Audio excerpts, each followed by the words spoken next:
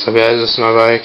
I got Odyssey Aaron Ross keyboard grips, premium whiskey bars, 8.25 by 28 wide I think, and a demolition stem. I think it's a F40 or something like that, I'm not sure. The United headset. Yeah. And Odyssey director forks. They're not bent, they're made like that. And a stolen revolver front wheel. An Odyssey aitken tire on that, 20 by 2.125. For the frame, I got a simple Weaver 21-inch top tube. Yeah. Some plastic pivotal seat, I'm not sure what it is.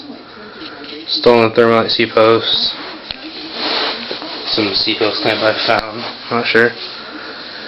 And I got stolen mob cranks with a Sputnic Icon 25 tooth chain wheel.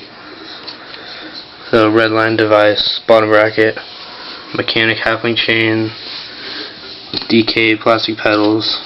They're really nice. Got a Sputnic rewind V2 cassette hub, lhd, of course. Then a stolen revolver rim for the back. So wheel-odyssey feelin tire. And I think that's everything. Thanks. Bye.